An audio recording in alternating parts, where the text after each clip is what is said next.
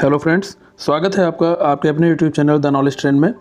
आज हम बात करने वाले हैं प्रैक्टिस सेट 5 की, जिसमें जीएस के क्वेश्चन के साथ साथ करंट अफेयर्स के भी क्वेश्चंस होंगे। अभी तक हमने 4 प्रैक्टिस सेट डिस्कस कर लिए हैं। ठीक है, आइए हम शुरू करते हैं प्रैक्टिस सेट 5। पहला प्रश्न है, निम्न में से कौन एक कनिष्क के दरबार से संबद्ध नहीं थे? अश्वघोष, चरक, नागार्जुन या फिर पतंजलि? ठीक है, तो इसका जो करेक्ट आंसर हो जाएगा वो हो जाएगा पतंजलि। जो अश्वघोष थे वो भी कनिष्क के दरबार से संबद्ध थे, चरक भी थे, नागार्जुन भी थे। ठीक है, अश्वघोष जो थे ये कवि, नाटककार, संगीतकार थे। ठीक है, और नागार्जुन जो थे वो आंध्र के सातवाहन शासक गौतमीपुत्र जो सतकर्णी थे उनके समकालीन थे। और जो इसमें पतंजलि थे, ये पतंजलि आपके पुष्यमित्र शुंग के दरबारी कवि थे। ठीक है, इसको याद रखिएगा। अगला प्रश्न है, उदयन वासोदत्ता की दंत कथा संबंधित है उज्जैन से, मथुरा से, महिष्मती से या फिर कौशाम्बी से? ठीक है, तो ये जो उदयन वासोदत्ता की दंत कथा है ये संबंधित है कौशाम्बी से। ठीक है, और जो ये रचना की गई है ये कवि भास द्वारा रचना की गई है। ठीक है, और भास को ही सर्वप्रथम संस्कृत में नाटक लिखने का भी श्रेय प्राप्त है। अगर आपसे पूछा जाए कि सबसे पहले संस्कृत में नाटक किसने लिखा, तो महाकवि भास ने लिखा। ठीक है, अगला है, निम्न में से कौन सा स्थान सातवाहनों की राजधानी थी? प्रतिष्ठान, नागार्जुन कोंडा, सियालकोट या फिर पाटलिपुत्र? ठीक है, तो जो सातवाहनों की राजधानी थी वो प्रतिष्ठानपुर भी इसको बोलते हैं। ठीक है, प्रतिष्ठान थी, और प्रतिष्ठान महाराष्ट्र, अभी जो महाराष्ट्र है वो पहले प्रतिष्ठान था। ठीक है, अगला है, मौर्य समाज का विभाजन 7 वर्गों में विशेष तौर पर उल्लिखित है। मतलब किस, इसमें नीचे जो दिए गए हैं, जो नीचे ये आपके अर्थशास्त्र और ये इंडिका, ये सब जो रचनाएं हैं, इसमें से बताना है कि किसमें बताया गया है कि मौर्य समाज का विभाजन 7 वर्गों में किया गया था। ऑप्शंस हैं कौटिल्य के अर्थशास्त्र में, अशोक के शिलालेख में, पुराणों में या फिर मेगस्थनीज की इंडिका में। ठीक है, इंपॉर्टेंट क्वेश्चन है। तो इसमें मेगस्थनीज ने अपनी पुस्तक इंडिका में मौर्य समाज के 7 वर्गों का वर्णन किया हुआ है। ठीक है, जो इस प्रकार थे: दार्शनिक, किसान, ग्वाले, कारीगर, सैनिक, निरीक्षक और सभासद। ठीक है, अगला है, सारनाथ स्तंभ का निर्माण किया था? बहुत ही आसान क्वेश्चन है। हर्षवर्धन ने, अशोक ने, गौतम बुद्ध ने या फिर कनिष्क ने? ठीक है, तो इसका आंसर हो जाएगा अशोक ने। ठीक है, और जो सारनाथ स्तंभ है ये उत्तर प्रदेश के वाराणसी जनपद में स्थित है। और इस अभिलेख में अशोक ने अपने महामात्रों को संघ भेद रोकने का आदेश दिया था। ठीक है, और अशोक द्वारा जो निर्मित ये स्तंभ लेख है इसको भारत सरकार ने अपने राज चिन्ह के रूप में स्वीकार किया है। ठीक है, इसको ध्यान रखिएगा। अगला है, एलोरा के प्रसिद्ध कैलाश मंदिर के निर्माण से कौन सा शासक वंश संबद्ध था? चालुक्य, चोल, पल्लव, राष्ट्रकूट? ठीक है, ये प्रश्न जो है आपके सुपर टेट में भी पूछा जा चुका है और ये बहुत इंपॉर्टेंट है, कई बार पूछा गया है।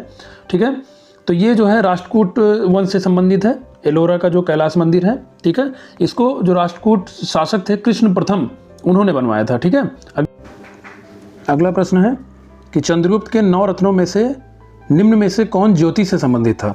वररुचि, शंकु, कालिदास या फिर अमर सिंह? ठीक है, तो चंद्रगुप्त के दरबार में जो 9 रत्न रहते थे, ठीक है, ये अपने अपने विषय में अलग अलग विषय में पारंगत थे।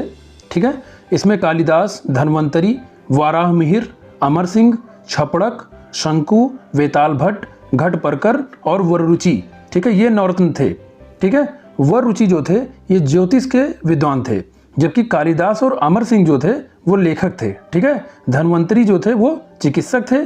ठीक है, और वाराह मिहिर भी जो है वो भी ज्योतिषी थे। तो इसका करेक्ट आंसर हो जाएगा वररुचि। ठीक है, ज्योतिष संबंधित जो ऑप्शन दिए हुए हैं उसमें वररुचि ही होगा। ठीक है, अगला है, किस वंश के सुल्तानों ने सबसे अधिक समय तक देश में राज किया? ठीक है, इंपॉर्टेंट क्वेश्चन है। इसकी एक ट्रिक है। ठीक है, जैसे इसकी ट्रिक ये है कि गुड़ खा तसले में। ठीक है, गुड़ खा तसले में, तो गुड़ से हो गया गुलाम वंश, खा से हो गया खिलजी वंश, तसले में ता जो आता है उससे हो गया तुगलक वंश, सा से हो गया सैयद वंश और ला से हो गया लोधी वंश। उसके बाद में मुगल आ जाता है। ठीक है, तो इसकी ट्रिक है गुड़ खा तसले में। ठीक है, तो सबसे अधिक वंश तक अगर जिस वंश ने शासन किया ये पूछा जा रहा है, तो इन चारों वंश जो आपके दिए हुए हैं ऑप्शन में, इसमें सबसे ज़्यादा समय तक शासन करने वाला तुगलक वंश था। ठीक है, इसने 1320 से 1413 तक शासन किया है। ठीक है, सबसे ज़्यादा शासन करने वाला कौन? तुगलक वंश। ठीक है, इसको याद रखिएगा। अगला है, नाना साहब का कमांडर इन चीफ कौन था? ठीक है, अभी जो मैंने इसके पहले ट्रिक बताई सुल्तानों वाली, उसमें ये है कि लाइन से पूछा जाता है कभी कभी अरेंज करने के लिए कि कौन वंश पहले आया कौन वंश बाद में आया, तो उसकी ट्रिक है गुड़ खा तसले में। ठीक है, उससे आपको ये पता चल जाएगा किस वंश के बाद कौन सा वंश आया। ठीक है, क्वेश्चन नंबर 9 पे आते हैं। नाना साहब का कमांडर इन चीफ कौन था?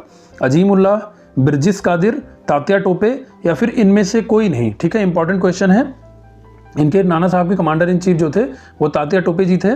ठीक है, तात्या टोपे जी जो थे इनके एक मित्र थे मान सिंह, उन्होंने इनके साथ धोखा कर दिया था और उसके बाद में अंग्रेजों ने इनको ग्वालियर में फांसी दे दी थी।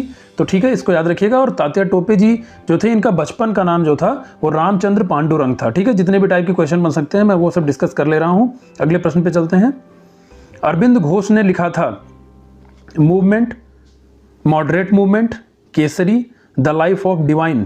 ठीक है, इंपॉर्टेंट है, बार बार पूछा जाता है, ऐसे पूछा जाता है कि द लाइफ ऑफ डिवाइन किसकी कृति है, किसने लिखा है? ठीक है, तो अरविंद घोष जी ने लिखा है। ठीक है, द लाइफ ऑफ डिवाइन भी इनकी कृति है और सिंथेसिस ऑफ योगा भी इनकी कृति है। ठीक है, और कर्म योगिनी नामक पत्र अंग्रेजी में भी इन्होंने ही निकाला था। ठीक है, इसको याद रखिएगा। तो इसका आंसर हो जाएगा द लाइफ ऑफ डिवाइन। अगला है, भारतीय राष्ट्रीय कांग्रेस को किसने भीख मांगने वाली संस्था या फिर बेगिंग इंस्टीट्यूट कहा था? बिपिन चंद्र पाल या फिर बीसी पाल, तिलक ने, अरविंद घोष ने या फिर इनमें से कोई नहीं? इंपॉर्टेंट क्वेश्चन है। ठीक है, जो कांग्रेस थी ये, इसमें मैंने बताया था ना कि इसमें कई तरह के लोग थे, नरम दल, गरम दल। तो इसमें बहुत से लोग थे वो जो आवेदन निवेदन की नीति अपनाते थे। ठीक है, नरम दल वाले मोस्टली ऐसा करते थे और जो उग्रवादी विचारधारा वाले थे, गरम दल वाले, वो इसके हमेशा खिलाफ रहते थे। ठीक है, बड़ा विरोध करते रहते थे। तो जो ये भारतीय राष्ट्रीय कांग्रेस को भीख मांगने वाली संस्था कहा वो बिपिन चंद्र पाल ने कहा है। ठीक है, अगला है, सूची 1 को सूची 2 से सुमेलित कीजिए। ठीक है, सूची वाला क्वेश्चन देने का यही मेरा रीजन होता है कि आपको कम समय में ज़्यादा चीज़ें पता चल जाएं। तो जो इंडिया लीग है ये शिशिर कुमार घोष द्वारा जो है बनाई गई थी और जो इंडियन एसोसिएशन है ये आनंद मोहन बोस द्वारा बनाई गई थी। ठीक है, भारतीय राष्ट्रीय उदार संघ जो है ये सुरेंद्र नाथ बनर्जी या फिर एसएन बनर्जी द्वारा बनाई गई थी और यूनाइटेड इंडिया पैट्रियोटिक एसोसिएशन ये सर सैयद अहमद खान द्वारा बनाई गई थी। ठीक है, इसको याद रखिएगा। अगला है, वर्ष 1934 में पटना में अखिल भारतीय कांग्रेस समाजवादी पार्टी का संयोजक कौन था? ठीक है, आचार्य नरेंद्र देव, अच्युत पटवर्धन, जयप्रकाश नारायण या फिर डॉक्टर राम मनोहर लोहिया? बहुत इंपॉर्टेंट क्वेश्चन है।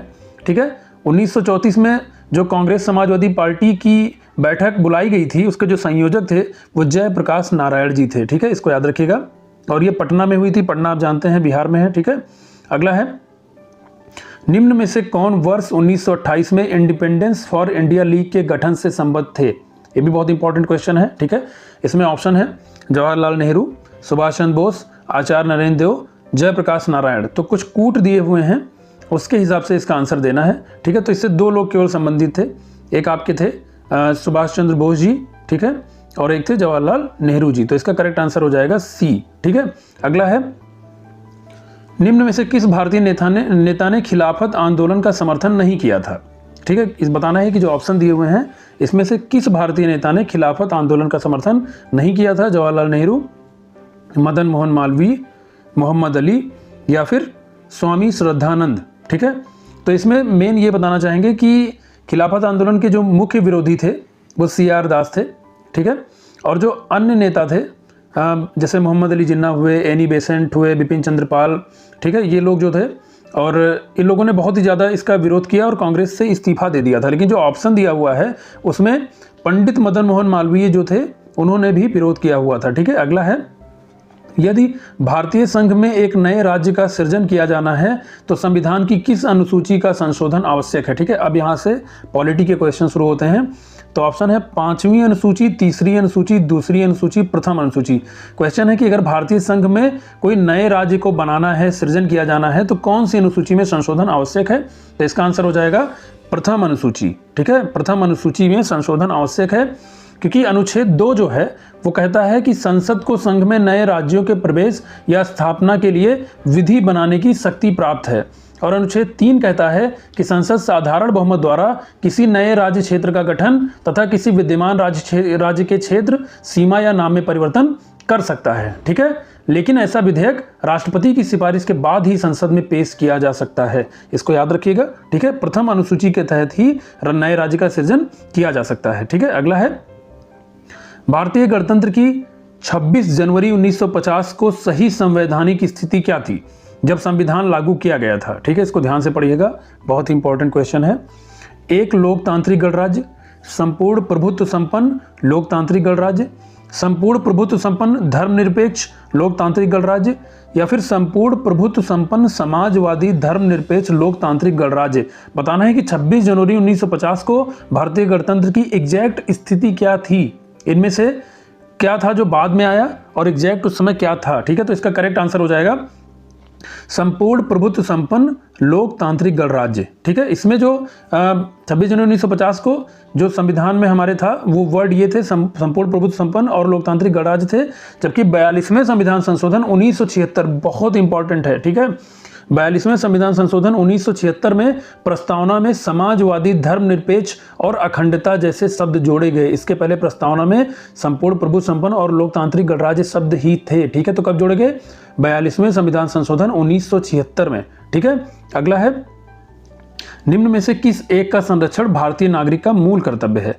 ग्राम पंचायत, राष्ट्रीय ध्वज, अनुसूचित जाति / अनुसूचित जनजाति, या फिर कार्य प्रणाली, ठीक है। तो मूल कर्तव्य कह रहा है, मूल कर्तव्य हमारा जो है वो 51 का में दिया हुआ है, ठीक है। अनुच्छेद 51 का में दिया हुआ है। 11 मूल कर्तव्य हैं हमारे, जिसमें अनुच्छेद 51 का के जो पहला खंड है उसमें ही कहा गया है कि प्रत्येक नागरिक का ये कर्तव्य होगा कि वह संविधान का पालन करें, उसके आदर्शों, संस्थाओं, राष्ट्रध्वज और राष्ट्रगान का सम्मान करें, ठीक है। संरक्षण करें, सम्मान करें, ठीक है। ये दूसरा इसका करेक्ट आंसर हो जाएगा। अगला है, निम्न में से कौन एक लोकसभा और राज्यसभा की गण पूर्ति करता है? ठीक है, बहुत इंपॉर्टेंट क्वेश्चन है, बहुत इजी भी है।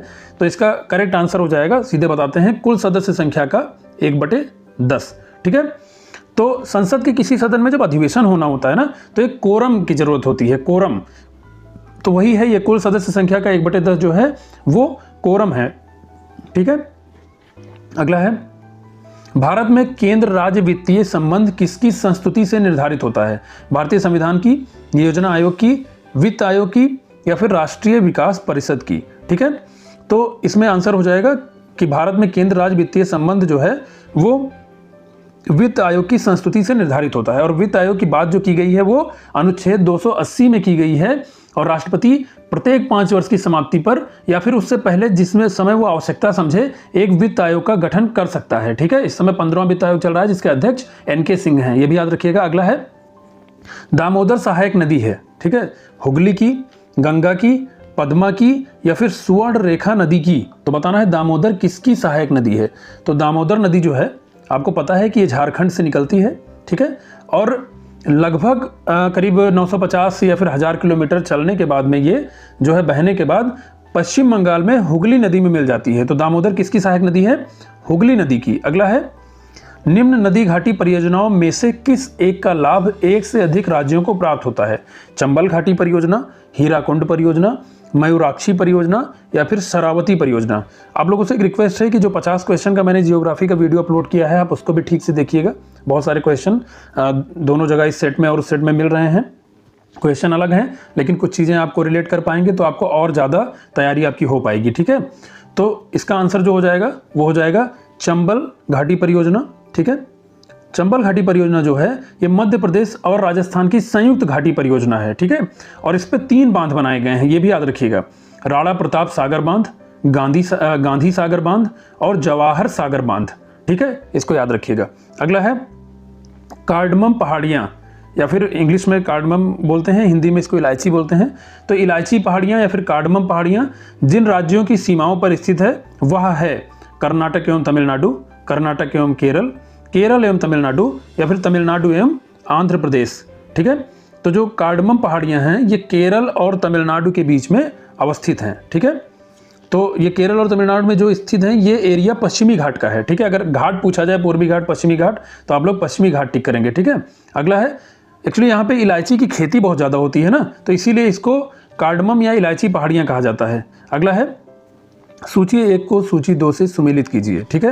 यहाँ बताना है कि कुछ प्लेसेस दिए गए हैं, कुछ स्थान दिए गए हैं, और वहाँ पे किस चीज़ का उत्पादन होता है ज़्यादा मात्रा में उससे आपको मिलाना है। तो पहला है ब्रजराज नगर, कैमूर, हल्दिया, फूलपुर और दूसरी तरफ दिया है सीमेंट, उर्वरक, पेट्रो रसायन, कागज। तो इसमें कुछ चीज़ आप जो है पहले, कुछ चीज़ आपको बिल्कुल ध्यान हो सकता है पहले से पता हो, सबसे पहले वही मिलाइएगा, ठीक है, जो आपको पता हो, ठीक है, उससे आपको जो ये ऑप्शंस होते हैं वो मिलाने में आसानी होगी।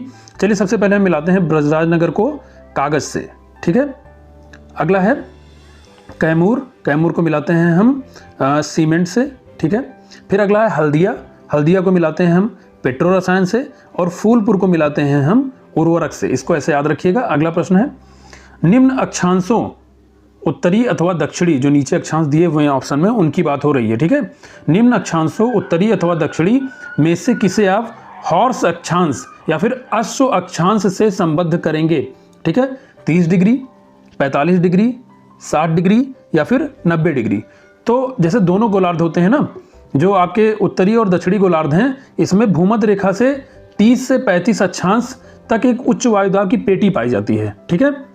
जो ये 30 डिग्री से 35 डिग्री अक्षांश के बीच में उच्च वायुदाब की पेटी पाई जाती है, इन्हीं को अश्व अक्षांश कहते हैं, ठीक है। तो इसका करेक्ट आंसर क्या हो जाएगा 30 डिग्री, ठीक है। अगला है निम्न में से कौन अवशिष्ट पर्वत का उदाहरण है, हिमालय, किलिमंजारो, एटना या फिर अरावली, ठीक है।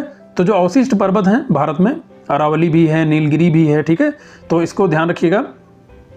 तो इसमें इसका करेक्ट आंसर हो जाएगा अरावली, ठीक है। अगला है निम्न में से कौन एक शीतल धारा या फिर कोल्ड करंट नहीं है, कैलिफोर्निया की धारा, जापानी धारा, लेब्राडोर धारा या फिर फॉकलैंड धारा, ठीक है।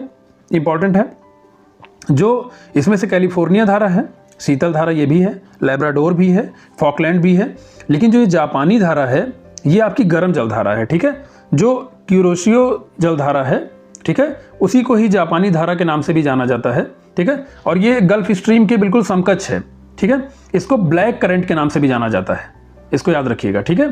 तो इसका आंसर हो जाएगा जापानी धारा, क्योंकि जापानी धारा कौन सी है, गर्म जलधारा है। अगला है फिर से सूची 1 को सूची 2 से मिलाना है। एक तरफ कुछ खनिज तेल, जिप्सम, सोना, बॉक्साइट दिया हुआ है और दूसरी तरफ राज्य दिए हुए हैं, किसका उत्पादन कहाँ पे ज़्यादा होता है, इसको मिलाना है। तो खनिज तेल का उत्पादन सबसे ज़्यादा कहाँ होता है, इन राज्यों में से गुजरात में। जिप्सम का उत्पादन सबसे ज़्यादा होता है राजस्थान में। सोना का उत्पादन सबसे ज़्यादा होता है कर्नाटक की कोलार की खानों में। और बॉक्साइट का उत्पादन सबसे ज़्यादा कहाँ होता है, उड़ीसा में, ठीक है। तो ये आपका मिल गया, इसके चारों ऑप्शन मिला लिए हमने। अगला प्रश्न देखते हैं, सूची 1 को सूची 2 से मिलाएं फिर से। तो इसमें कुछ मात्रक दिए हुए हैं और उसके सामने दिया हुआ है कि किसका मात्रक है, ठीक है, वो दोनों मिलाना है। क्यूसेक, बाइट, रिक्टर, बार, दूसरी तरफ दिया हुआ है दाब, भूकंप की तीव्रता, प्रवाह की दर या फिर कंप्यूटर, ठीक है। तो ये बहुत ईजी होता है, ठीक है। इसमें कई ऑप्शन ऐसे हैं जो पहले से हम लोग जानते हैं, ठीक है। तो क्यूसेक को हम मिला देंगे प्रवाह की दर से, ठीक है। जैसे पानी हो या कुछ भी हो जिसका प्रवाह हो, ठीक है, तो प्रवाह की दर से क्यूसेक मिला दिए। बाइट को हम मिला देंगे कंप्यूटर से, सभी जानते हैं, ठीक है, ईजी है ये। रिक्टर को हम मिला देंगे भूकंप की तीव्रता से, और बार जो है वो दाब का मात्रक है, ठीक है। अगला है ध्वनि का वेग अधिकतम होता है वायु में, द्रव में, ठोस में या फिर निर्वात में। तो इसका करेक्ट आंसर हो जाएगा ठोस में। तो इसको हम बताते हैं कि निर्वात में जो ध्वनि का वेग होता है वो 0 मीटर पर सेकंड होता है, ठीक है। वायु में जो होता है वो 332 मीटर पर सेकंड होता है। द्रव में जो होता है वो 1493 मीटर पर सेकंड होता है, जबकि ठोस में जो ध्वनि का वेग होता है वो 5130 मीटर पर सेकंड होता है, ठीक है। तो सबसे ज़्यादा वेग किस में होता है, इसका ध्वनि का वेग सबसे ज़्यादा किस में होता है, ठोस में, और सबसे कम किस में होता है, निर्वात में, 0 होता है, ठीक है, याद रखिएगा। अगला है मनुष्य के मांसपेशियों में थकावट किसके जमा होने के कारण आती है, लैक्टिक अम्ल, ऑक्जेलिक अम्ल, यूरिक अम्ल या फिर फॉर्मिक अम्ल। तो ये जो मनुष्य के मांसपेशियों में थकावट आती है ये लैक्टिक अम्ल के जमा होने के कारण आती है, ठीक है, इसको याद रखिएगा। अगला प्रश्न है प्रत्यास्थ ऊतक जो हड्डियों को एक साथ पकड़े रहते हैं उन्हें कहते हैं, ठीक है। तो ये आपको बताना है कि दोनों दो हड्डियों को कौन जोड़े रहता है। ऑप्शन है स्नायु या फिर लिगामेंट, तंतुमय ऊतक, फाइब्रिन या फिर मांसपेशीय ऊतक। तो इसका करेक्ट आंसर हो जाएगा स्नायु या फिर लिगामेंट, ठीक है। अगला है कल्पक्कम के फास्ट ब्रीडर टेस्ट रिएक्टर में निम्न में से कौन शीतलक के रूप में प्रयोग में लाया जाता है, कार्बन डाइऑक्साइड, हैवी वाटर, समुद्री जल या फिर गलित सोडियम, ठीक है। तो कल्पक्कम जो परमाणु संयंत्र है उसमें शीतलक के रूप में गलित सोडियम का यूज किया जाता है, लेकिन मोस्ट ऑफ दी जो भारत के अधिकांश भट्टियां हैं उसमें प्रशीतक के रूप में कार्बन डाइऑक्साइड का प्रयोग किया जाता है, लेकिन कल्पक्कम के फास्ट ब्रीडर टेस्ट रिएक्टर में गलित सोडियम का प्रयोग किया जाता है। ठीक है, अगला प्रश्न है संगम योजना का उद्देश्य है। ठीक है, कभी कभी योजना पूछ लेता है कोई भी पुरानी उठा के और पूछता है कि इसका उद्देश्य क्या था, तो ये भी जानना जरूरी है। शुद्ध पीने के पानी की व्यवस्था, नदियों की सफाई की व्यवस्था, सांप्रदायिक सद्भाव में बढ़ोतरी या फिर विकलांगों की सहायता। तो ये जो संगम योजना है ये 15 अगस्त 1996 में प्रारंभ की गई थी। ठीक है, इसका उद्देश्य था कि जो ग्रामीण क्षेत्र में विकलांग लोग निवास करते हैं उनको सामाजिक सहायता प्रदान करना। ठीक है, तो इसका आंसर हो जाएगा विकलांगों की सहायता। ठीक है, अगला है सर्व शिक्षा अभियान है, ये भी पुरानी आपकी स्कीम थी सर्व शिक्षा अभियान भी। ठीक है, ये इंपॉर्टेंट है। 3 से 10 आयु वर्ग के सभी बच्चों हेतु शिक्षा देना, 4 से 8 आयु वर्ग के सभी बच्चों हेतु यह अभियान चलाया गया था, या फिर 5 से 15 आयु वर्गों के सभी बच्चों हेतु, या फिर 6 से 14 आयु वर्ग के सभी बच्चों हेतु। तो जो सर्व शिक्षा अभियान है ये 2001 में देश के सभी जिलों में चलाया गया था 6 से 14 आयु वर्ग के बच्चों हेतु। ठीक है, इसको याद रखिएगा। अगला है विषु एक ऐसी स्थिति है जिसमें रात्रि एवं दिन का काल बराबर होता है। यह होता है 31 मार्च और 30 सितंबर को, 24 मार्च और 30 जून को, 21 मार्च और 23 सितंबर को, या फिर 1 अप्रैल एवं 1 जनवरी को। तो इसका करेक्ट आंसर हो जाएगा 21 मार्च और 23 सितंबर को, क्योंकि 21 मार्च और 23 सितंबर को पृथ्वी जो है ये अपने अक्ष पर घूर्णन करते हुए एक ऐसी स्थिति में आ जाती है कि सूर्य की किरणें विषुवत रेखा पर लंबवत पड़ने लगती हैं। ठीक है, तो 21 मार्च और 23 सितंबर को पृथ्वी के प्रत्येक भाग में दिन और रात बराबर होते हैं। ठीक है, तो इसको हम लोग याद रखेंगे। ठीक है, इसको विषु बोलते हैं और रात्रि एवं दिन का काल इसमें बराबर होता है। डेट याद रखेंगे 21 मार्च और 23 सितंबर। अगला है सूर्य की परिक्रमा में कौन सा ग्रह सर्वाधिक समय लेता है। ठीक है, तो इसमें भी समझ सकते हैं कि जो भाई सबसे ज़्यादा दूर होगा सबसे ज़्यादा समय वही लेगा। तो सूर्य से सबसे ज़्यादा दूर कौन है, इसमें ऑप्शन में वरुण है। ठीक है, तो वरुण ही सबसे ज़्यादा समय लेगा परिक्रमा करने में। अगला है वृहद ज्वार कब आता है। ठीक है, ये मैंने जियोग्राफी वाले में भी 50 क्वेश्चन जो मैंने बनाया है उसमें भी करवाया है, और इसमें बता देते हैं वृहद ज्वार कब आता है। जब सूर्य पृथ्वी चंद्रमा एक सीधी रेखा में हो, जब सूर्य तथा चंद्रमा पृथ्वी के समकोण पर हो, या फिर जब तेज हवाएं चलती हों, या फिर जब रात बहुत ठंडी होती है। ठीक है, तो वृहद ज्वार आता है जब सूर्य पृथ्वी चंद्रमा एक सीधी रेखा में होते हैं। ठीक है, और अगर आपसे कोई पूछ ले कि लघु ज्वार कब आता है, तो जब सूर्य तथा चंद्रमा पृथ्वी के समकोण पर होते हैं तब लघु ज्वार आता है। ठीक है, बृहद ज्वार कब आता है, जब तीनों एक सीधी रेखा में होते हैं। अगला है एशिया और उत्तरी अमेरिका को जो जल डमरू मध्य अलग करता है वो है बेरिंग जल डमरू मध्य, पाक जल डमरू मध्य, जिब्राल्टर जल डमरू मध्य, या फिर मलक्का जल डमरू मध्य। ठीक है, तो इसका करेक्ट आंसर हो जाएगा जो एशिया और उत्तरी अमेरिका को अलग करता है वो है बेरिंग जल डमरू मध्य। ठीक है, और जो पाक जल डमरू मध्य है ये भारत और श्रीलंका को अलग करता है। ये भी याद रखिएगा, जो दूसरा ऑप्शन दिया हुआ है पाक जल डमरू मध्य ये भारत और श्रीलंका को अलग करता है, और जो जिब्राल्टर जल डमरू मध्य है ये यूरोप और अफ्रीका को अलग करता है। ये भी याद रखिएगा। अगला है डॉक्टर, कलाकार, मूर्तिकार कैल्शियम सल्फेट का उपयोग करता है जिसका लोकप्रिय नाम है। तो बताना है कि जो कैल्शियम सल्फेट है इसको और किस नाम से जाना जाता है, जैसे हम लोग और किस नाम से इसको बुलाते हैं और कौन सा नाम यूज करते हैं। कली का चूना, चूना पत्थर, ब्लीचिंग पाउडर, या फिर प्लास्टर ऑफ पेरिस। ठीक है, तो जो कैल्शियम सल्फेट है इसको हम प्लास्टर ऑफ पेरिस के नाम से भी यूज करते हैं, पीओपी भी बोलते हैं शॉर्ट में। और इसको जो है मूर्तियों का ढांचा बनाने के लिए, टूटी हड्डियों को जोड़ने के लिए। ठीक है, और जो खिड़कियां होती हैं हमारे घरों में, खिड़कियां और जो प्लास्टर होते हैं जो टूटे फूटे होते हैं वहाँ पे जो छिद्र होते हैं उनको भरने के लिए। ठीक है, जब इसमें पानी की समुचित मात्रा मिला दी जाती है तो ये कठोर हो जाता है। ठीक है, अब करंट के क्वेश्चन शुरू हो जाते हैं। किस देश में तंजावुर की तर्ज पर ग्रेनाइट का सबसे बड़ा मंदिर बनाया गया है। अमेरिका, ब्राजील, ऑस्ट्रेलिया, या फिर इजराइल। तो इसका करेक्ट आंसर हो जाएगा ऑस्ट्रेलिया।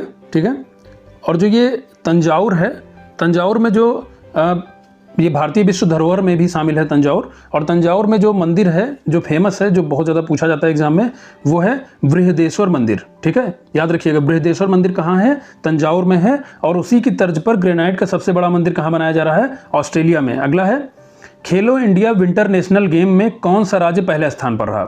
जम्मू कश्मीर, हिमाचल प्रदेश, केरल, या फिर पंजाब। ठीक है, ये भी बहुत इंपॉर्टेंट क्वेश्चन है। इसमें जो ये जो विंटर गेम्स हुए थे, विंटर नेशनल गेम खेलो इंडिया वाले, इसमें सबसे पहले स्थान पर जम्मू कश्मीर रहा था। ठीक है, अगला है संसद टीवी के पहले CEO के रूप में किसे नियुक्त किया गया? रवि कपूर, विजय कपूर, रवि पांडे या फिर विजय कुमार। ठीक है, तो ये जो है नियुक्त किया गया है रवि कपूर को। ठीक है, CEO बनाया गया है संसद टीवी का। और जो हमारा ये लोकसभा और राज्यसभा चैनल आता था उसका नाम जो है 1 मार्च 2021 से बदलकर संसद टीवी रख दिया गया है। ठीक है, अगला है एक थाली एक तरकारी योजना किस राज्य की है? ठीक है, उत्तर प्रदेश, बिहार, तमिलनाडु या फिर गोवा। तो जो हमारे मुख्यमंत्री हैं योगी आदित्यनाथ जी ने, इन्होंने एक थाली एक तरकारी योजना की शुरुआत की है। और इस योजना का जो उद्देश्य है ये बुंदेलखंड के स्थानीय लोगों को हरी सब्जियों की आपूर्ति कम दामों में करवाना इस योजना का उद्देश्य है। तो एक थाली एक तरकारी योजना उत्तर प्रदेश की है। ठीक है, अगला है किस राज्य में भारत की पहली robotic manufacturing unit boat valley स्थापित की गई है? ठीक है, बहुत इंपॉर्टेंट क्वेश्चन है। तमिलनाडु, कर्नाटक, उत्तर प्रदेश या फिर पंजाब। तो उत्तर प्रदेश के नोएडा में भारत की पहली robotic manufacturing unit boat valley स्थापित की गई है। इसको याद रखिएगा। ठीक है, बहुत इंपॉर्टेंट है क्योंकि यूपी का क्वेश्चन है इसलिए ज़्यादा इंपॉर्टेंट हो जाता है। अगला है ऑस्ट्रेलिया में भारत का नया उच्चायुक्त किसे नियुक्त किया गया है? दिलप्रीत बोहरा, विजय कपूर, मनप्रीत बोहरा या फिर अजय कपूर। ठीक है, तो इसका करेक्ट आंसर हो जाएगा मनप्रीत बोहरा। ठीक है, अगला है सही दिशा नामक UNO के अभियान का लक्ष्य भारत में बढ़ावा देना है। पर्यावरण जागरूकता, महिलाओं की आजीविका, पेयजल या फिर वृक्षारोपण। तो जो सही दिशा अभियान है UNO का, इसका मेन मकसद है महिलाओं की आजीविका बढ़ाना। ठीक है, अगला है किस राज्य की विधानसभा में लगभग 60 वर्षों के बाद राष्ट्रगान बजाया गया? ठीक है, बहुत इंपॉर्टेंट क्वेश्चन है। असम, मेघालय, नागालैंड या फिर त्रिपुरा। ठीक है, तो नागालैंड की जो विधानसभा थी वहां पे 60 वर्षों के बाद में राष्ट्रगान बजाया गया है। ठीक है, तो हम लोग जानते हैं कि नागालैंड जो है वो 1 दिसंबर 1963 को राज्य का दर्जा दिया गया था और ये 16वां राज्य था। ठीक है, अगला है काला नमक चावल या बुद्ध चावल किस भारतीय राज्य से जुड़ा है? ये भी इंपॉर्टेंट क्वेश्चन है। मध्य प्रदेश, हिमाचल प्रदेश, उत्तर प्रदेश या फिर आंध्र प्रदेश। ठीक है, तो ये जुड़ा है जो काला नमक चावल या बुद्ध चावल, ये उत्तर प्रदेश से जुड़ा है। ठीक है, बहुत इंपॉर्टेंट है। और जो चावल की ये किस्म है ये बहुत ही सुगंधित चावल होता है और ये जो उत्तर प्रदेश राज्य है ये इसको निर्यात करेगा। ठीक है, और जो राज्य सरकार है इसने सिद्धार्थनगर जिले में 1 डिस्ट्रिक्ट 1 प्रोडक्ट इसे घोषित किया है। ठीक है, काला नमक चावल को। अगला है किस अरब देश ने महिलाओं को सशस्त्र बल में शामिल होने की मंजूरी दी? ठीक है, तो यमन, कुवैत, कतर या फिर सऊदी अरब। तो सऊदी अरब ने महिलाओं को सशस्त्र बल में शामिल होने की मंजूरी दी है। इस तरह से हमने 50 क्वेश्चन आज फिर से डिस्कस कर लिए। मिलते हैं अगले वीडियो में अगले प्रैक्टिस सेट के साथ। आप लोग तैयारी करते रहिए। धन्यवाद।